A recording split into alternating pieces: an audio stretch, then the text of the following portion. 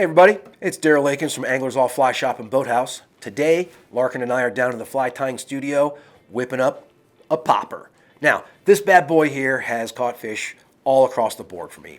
Anything on the panfish level, crappie, bluegill, bass, I mean, they're all into it. I've even used this as my popper dropper in the high country and at Deckers and have pulled fish on this. So don't be afraid to throw poppers in a trout situation.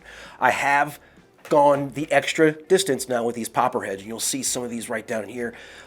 What I've done is taken Copic markers and their airbrush system and basically put a base layer and then some stenciling so I have some snaz and some panache on there.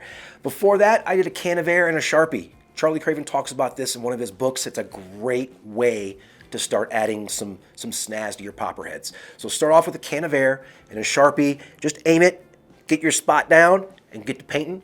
And then once you kind of get that done under your fingers, go ahead and buy the compressor and an air kit, and you'll be amazed. Feathers, popper heads, rubber legs. There's a lot that you can influence behind the bench. So come on into the studio. We're going to take some of these popper heads and tie us up a popper. All right, in the vise, I've got an Umpqua X Series streamer hook in a size 4. This is a straight eye. It's a great popper hook.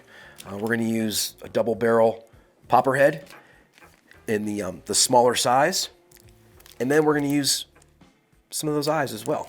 We're going to make us a little popper here.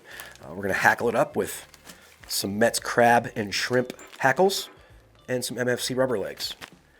Not a ton of crazy stuff, yet it's a fly that can produce some crazy results.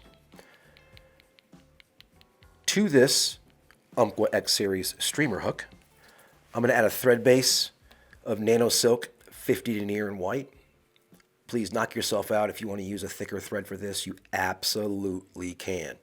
I do feel that the 50 Denier Nano Silk covers a lot of bases from trout to poppers, even musky flies, unless I'm doing some reverse wraps where I want a thread a little heavier or wider. I do feel the 50 Denier gets a lot of work done for me. It will absolutely pay the bills across the board. So that's what I'm working with right now, 50 Denier. And what I'm doing is laying down a thread base that's going to help this popper head bite and hold on to this hook. I can use a small bodkin, but at the end of the day, the bodkin has to be just at the same size or smaller than the hook shank. It's a good methodology to kind of think about and plan around when you're tying a popper. And in that way, when you do your thread base, you actually have a little bit of girth on that hook hook shank. That way you have a little bit of girth on that hook shank to grab the popper head. A couple of half hitches. Get our thread out of the way. I'm going to put a little bit of Loctite on here. And I will spread this, but to be honest, keep most of it at the front. It's going to push it back. It's going to find its way to where it needs to go. So I'm going to grab a bodkin. We've all done this, right? We heat up a bodkin and we poke it through the popper. And that's what I'm going to do right here. Grab a bodkin that you do not mind heating up.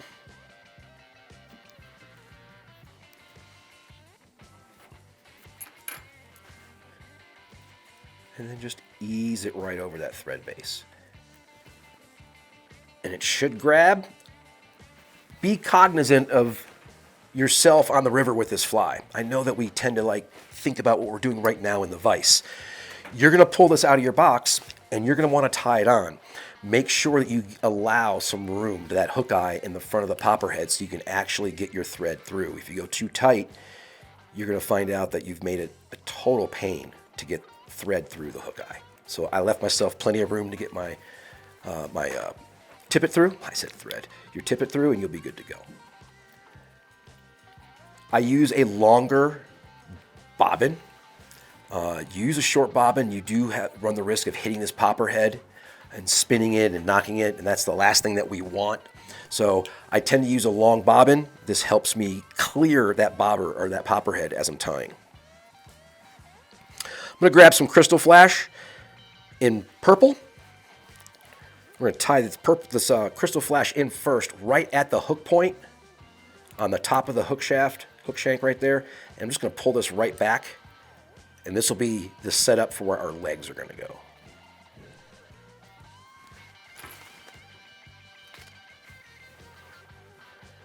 Going to pull one set of legs, and we're going to cut them in half. I'm using the MFC Centipede legs, speckled yellow. And we're going to split them down the middle. So we're going to put half down with the Krystal flash, the other half in front. We're going to grab these just at the hook point, and they're probably 50-50. Would say they're pretty darn off than that.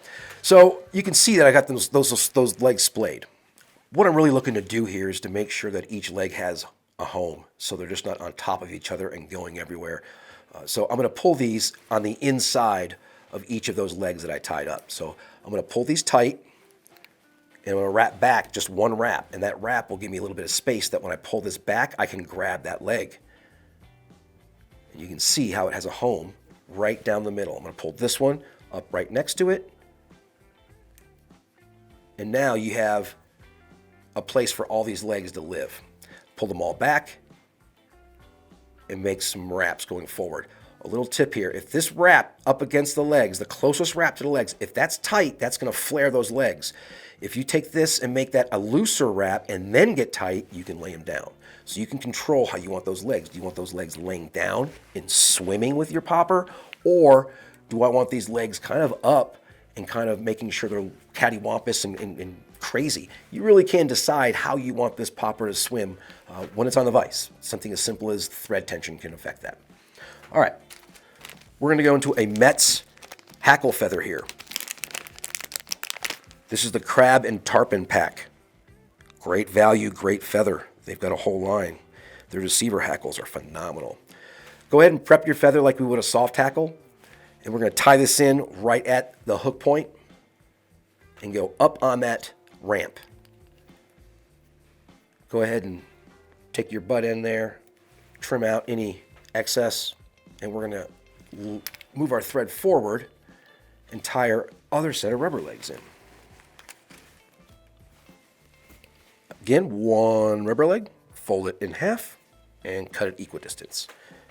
We're going to tie one half of that rubber leg on each side, just behind the head. I'm going to leave, that much room so we can still wrap some hackle in front of that leg, right? And you'll notice that when you see what I've done here, I've tied them in with what? Maybe 2 mil wide of a thread base. That thread base allows the legs to stay splayed and in control in this situation. So same thing, I'm going to grab this, I'm going to do the wraps the same distance as the two opposite, and now we've got legs that are in control. Now we're going to wrap our hackle feather forward, and to do that, we want to get around these legs as easily as possible. So take the ones we just tied in, just pin them to the top of the popper head, and grab a little hair clip. You can get an assortment pack at your local big box store, pretty cheap. And all we're looking to do here is just trap these legs down so when I wrap forward, I have some room to do so. And we're going to get right up behind them, and once we're behind them, we're going to let them out.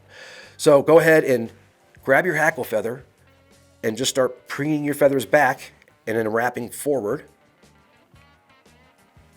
And we're going to wrap right up behind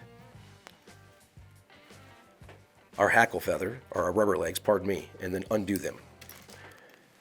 And then we're going to go right in front of them again. Excuse me.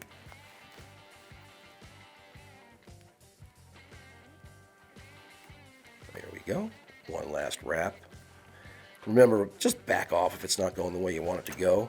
It's not a one-way road all the time, right? So I just need to get one more wrap around that leg before I can go in front of them. And I just want to make sure that I'm doing that the right way. There we go. Just keep preening those back. Do one wrap in the middle of those feathers, and then do the rest of them in the front.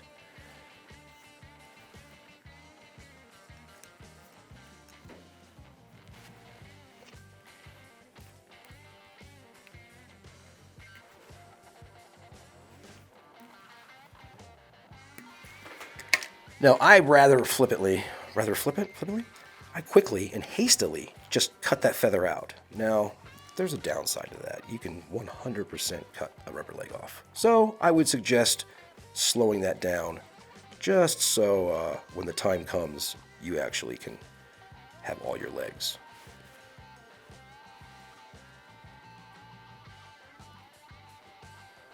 And if you had a leg that got wonky on you, show it the business with the thread wrap, right? At the end of the day, we're running the show. Ha, I win. Throw in some whip finishes.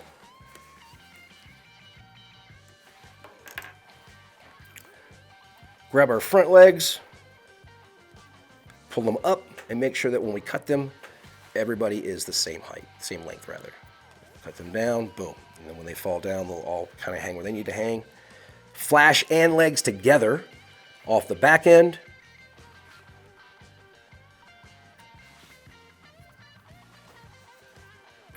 And we're going to rock some eyes.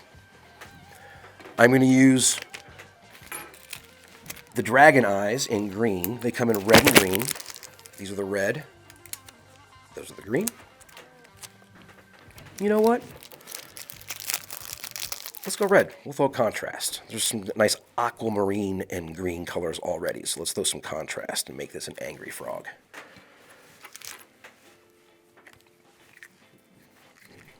So I'm going to use a little bit of Loctite, and I mean little bit literally. All the hard work that you do on your popper heads will be taken away if you use a lot. It's going to turn all the paint that we just put on red, which is no bueno. The other thing you can do is pay attention to the angle. These eyes have a certain look to them, right? So I want to make sure that if that's looking up, that this eye is also looking up on that side. The tiniest little... It's going to grab. It's going to spread. Double check your other eye to make sure you have the proper angle. This is going up to the front. And I'm going to make sure that before I press this in, that I'm happy with the angle. And I am. I like to support with the actual hook and not the head. That way I've got some pressure on the hook versus the head to leverage that in. So if you use too much Loctite or the Loctite goes around the edge, you'll get what I call bloodshot eyes, because you get this little red ring around there. Now, these are red eyes, so they're really not going to show up that much, and I didn't use a ton. My point is the popper's not ruined. You can still fish this popper. Only you will know that that was not planned. Nobody else will know, just as a heads up. But that right there is a very quick and easy popper. Knock yourself out, Hackles, rubber legs, and a popper head. Tie some up or buy some up.